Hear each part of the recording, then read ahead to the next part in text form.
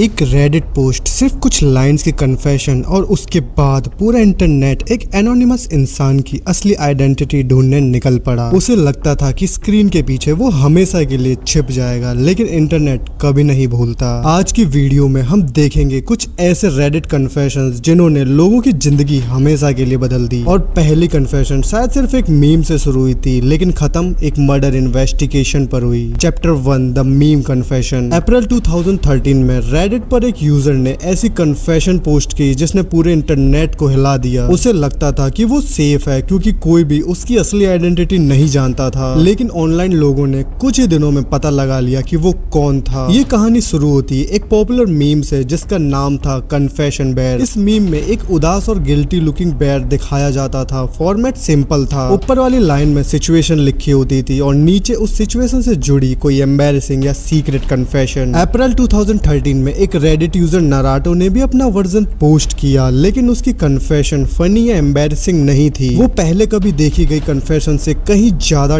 Dark थी। Post की पहली लाइन में उसने लिखा कि उसकी सिस्टर का बॉयफ्रेंड सब्सटेंसेस यूज करता था और कभी कभी वायलेंट भी हो जाता था। फिर आई नीचे वाली लाइन, नाराटो ने क्लेम किया कि उसने उस बॉयफ्रेंड को बिना बताए सब्सटेंसेस देकर उसकी लाइफ खत्म कर दी। अथॉरिटीज ने उस डेथ को ओवरडोज मानकर क्लोज कर दिया था। पोस्ट का टाइटल था finally have the guts to say it. कुछ ही वक्त में पोस्ट वायरल हो गई। उस पर 10,000 से ज्यादा अपवोस्ट और लगभग 3,000 कमेंट्स आ गए। कुछ लोगों को लगा ये सिर्फ डार्क ह्यूमर है, लेकिन बहुत से लोगों को यकीन था कि ये सच है। कमेंट सेक्शन एक बड़ी डिबेट में बदल गया जब लोग सवाल पूछने लगे। नाराटो ने एक कमेंट किया, इसमें कुछ सच्चाई है लेकिन मैं नहीं बताऊंगा क्या सच है और क्या झूठ, और फिर वो गायब हो गया। अब इंटरनेट को लगने लगा कि शायद उसने वाकई क्राइम किया है, और तब रेडिट यूजर्स ने फैसला किया कि वो उसकी असली पहचान ढूंढ कर रहेंगे। नाराटो के अकाउंट पर उसका रियल नेम नहीं था, लेकिन उसकी सारी पोस्ट और कमेंट्स पब्लिक थे। रेडिट यूजर्स ने उसकी पुरानी एक्टिविटी खंगालनी शुरू कर दी। हर छोटी डिटेल को जोड़ते जोड़ते उन्होंने एक प्रोफाइल तैयार कर ली।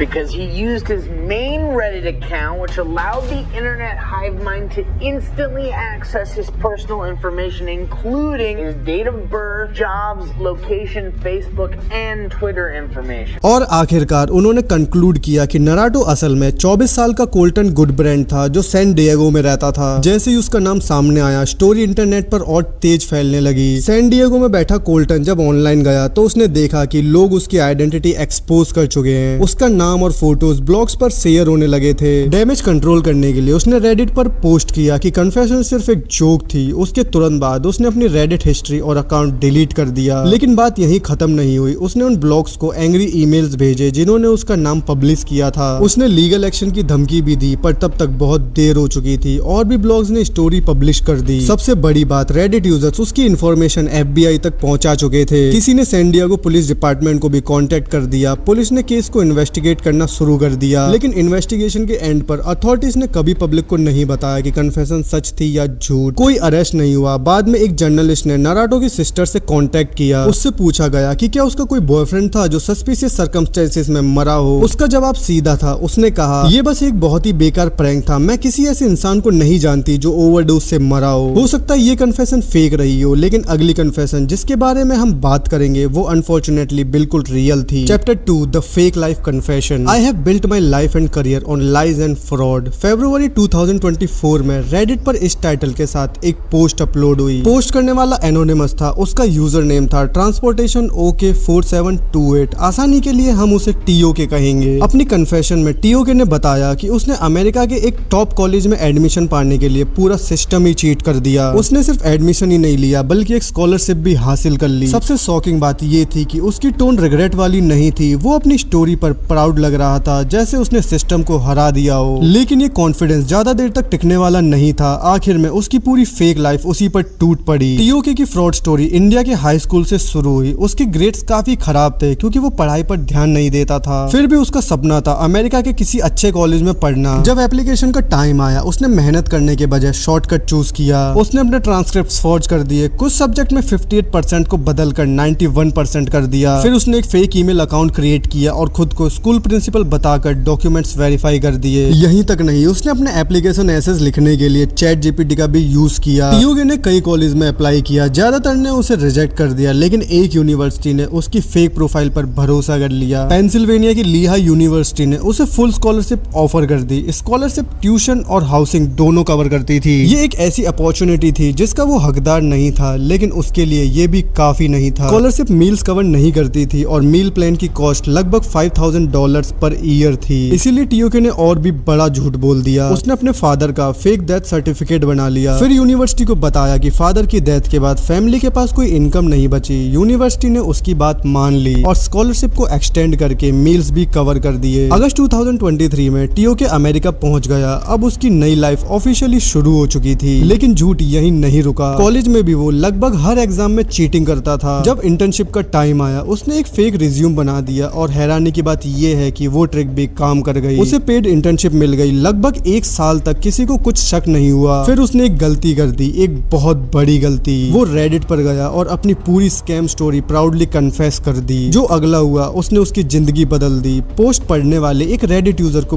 बहुत गुस्सा आया। उसे लगा कि ये कन्फेशन उन स्टूडेंट्स की इंसल्ट है जो सालों तक मेहनत करते हैं, और टीओके ने स्कॉलरशिप लेकर किसी डिजर्विंग स्टूडेंट की सीट छीन ली थी। उस रेडिट यूजर ने डिसाइड किया कि वो टीओके को एक्सपोज करेगा। उसने टीओके के रेडिट अकाउंट को ध्यान से देखना शुरू किया और एक छोटी सी डिटेल नोटिस की। टीओके का अकाउंट सिर्फ एक यूनिवर्सिटी को फॉलो करता था, लीहाई यूनिवर्सिटी। फिर उसने टीओके की पुरानी पोस्ट देखी। एक पोस्ट में कैंपस की बिल्डिंग में नजर आ रही थी। बस इतना ही काफी था। उसने कन्फेशन का स्क्रीनशॉट सेव किया और सीधे यूनिवर्सिटी को भेज दिया। लगभग 1 महीने बाद लीहाई यूनिवर्सिटी ने इन्वेस्टिगेशन शुरू कर दी। कन्फेशन में दिए गए डिटेल सिर्फ एक ही स्टूडेंट से मैच करते थे। 19 साल के आर्यन आनंद से अप्रैल 2024 में आर्यन को अरेस्ट कर लिया गया। उस पर ऐसे चार्जेस लगे जिनमें थियोरेटिकली 20 साल तक की प्रिजन सेंटेंस हो सकती थी, लेकिन केस ट्रायल तक नहीं गया। एक प्ली डील हुई। आर्यन ने फॉर्जरी का क्राइम एक्सेप्ट कर लिया। बदले में यूनिवर्सिटी ने उस पर आउटस्टैंडिंग लगभग $85,000 का क्लेम छोड़ दिया। कोर्ट ने उसे टाइम सर्व्ड की सेंटेंस दी, लेकिन उसके कॉन्सिक्वेंसेस यही खत्म नहीं हुए। उसे यूनिवर्सिटी से एक्सपेल कर दिया गया और फिर डिपोर्ट करके वापस इंडिया भेज दिया गया। ये स्टोरी इंटरनेशनल हेडलाइन बन गई। एक एनोनिमस स्कैमर पूरी दुनिया के सामने एक्सपोज हो गया। और सबसे हैरान करने वाली बात, आर्यन को पकड़ने के लिए किसी एडवांस हैकिंग की जरूरत नहीं पड़ी। सिर्फ एक यूनिवर्सिटी पेज जो उसका रेडिट अकाउंट फॉलो करता था और एक कैंपस फोटो। बस इतनी सी गलती ने उसकी पूरी फेक लाइफ खत्म कर दी। लेकिन अगली कन्फेशन एक ऐसे इंसान की है जो एक बहुत ही खतरनाक राज छुपाकर डिकेड्स तक बच गया, और फिर एक दिन उसने खुद ही सब कुछ बता दिया। Chapter 3, the hit and run confession. July 1996 California में एक माँ और उसकी छोटी बेटी एक devastating hit and run accident का शिकार बन गए। बेटी बच गई, लेकिन माँ की जान चली गई। पूरा कम्युनिटी शॉक में था। लेकिन सबसे फ्रस्ट्रेटिंग बात ये थी कि ड्राइवर कभी पकड़ा ही नहीं गया। साल बीत गए, फिर डिकेड्स, और लगभग 30 साल तक ये केस अनसॉल्व ही रहा। लेकिन फिर मई 2025 में रेडिट पर एक एनोनिमस यूजर ने ऐसा क्लेम किया जिसने सबको हिला कर रख दिया। सब कुछ शुरू हुआ एक सिंपल रेडिट क्वेश्चन से, तुमने अपनी लाइफ में सबसे मैच्ड अप काम क्या किया है। ज्यादातर लोगों ने छोटे मोटे रिग्रेट शेयर किए, लेकिन एक आंसर सबसे अलग था। एक एनोनिमस यूजर ने लिखा कि वो 1996 में कैलिफोर्निया के एक हिट एंड रन एक्सीडेंट में इन्वॉल्व था। उसने कहा कि एक वुमेन और एक चाइल्ड उस एक्सीडेंट का शिकार हुए थे, और फिर उसने एक शॉकिंग बात बोली, मैं बच निकला था, मुझे कभी सजा नहीं मिली। उसने एक्सीडेंट की एग्जैक्ट लोकेशन भी बता दी, वेनोवेन स्ट्रीट और लुइस एवेन्यू का इंटरसेक्शन। उसका कहना था कि वो सिर्फ इसीलिए कन्फेस कर रहा है क्योंकि स्टैच्यू ऑफ लिमिटेशंस एक्सपायर हो चुकी है, यानी उसके हिसाब से अब उस पर लीगल एक्शन नहीं लिया जा सकता। एक रेडिट यूजर को उसकी बात सस्पिशियस लगी। उसने लोकेशन सर्च की और कुछ ही देर में उसे एक पुराना न्यूज़पेपर आर्टिकल मिल गया। आर्टिकल में विक्टिम्स के नाम दिए गए थे। माँ का नाम था रूबी मोरेनो और उसकी छोटी बेटी भी एक्सीडेंट में इंजर्ड हुई थी। रिपोर्ट के मुताबिक ड्राइवर ने रुककर मदद नहीं की, बल्कि भागने की कोशिश में एक और गाड़ी से टकरा गया। रूबी मोरेनो की डेथ हो गई, उसकी बेटी बच गई, और सबसे शॉकिंग बात, ड्राइवर कभी पकड़ा नहीं गया। जब रेडिट यूजर्स ने ये आर्टिकल देखा तो लोग गुस्से से भर गए, लेकिन फिर एक और डिटेल सामने आई। रिपोर्ट में सजेस्ट किया गया था कि ड्राइवर शायद इंटॉक्सिनेटेड था, यानी एक्सीडेंट के वक्त वो नशे में हो सकता था। अब लोगों ने उस एनोनिमस यूजर से सीधे सवाल पूछना शुरू कर दिया, क्या तुम ड्रंक थे? और उसने जवाब दिया हाँ। अब डिस्कशन और पर्सनल हो गया। लोग पूछने लगे, तुम इतने सालों तक इस गिल्ट के साथ कैसे जी पाए? कुछ लोगों ने उसे कोल्ड ब्लडेड कहा, कुछ ने उसे मॉन्स्टर तक कह दिया, लेकिन उसने अपना बचाव करते हुए कहा, It's been 30 years. That child probably has children of its own.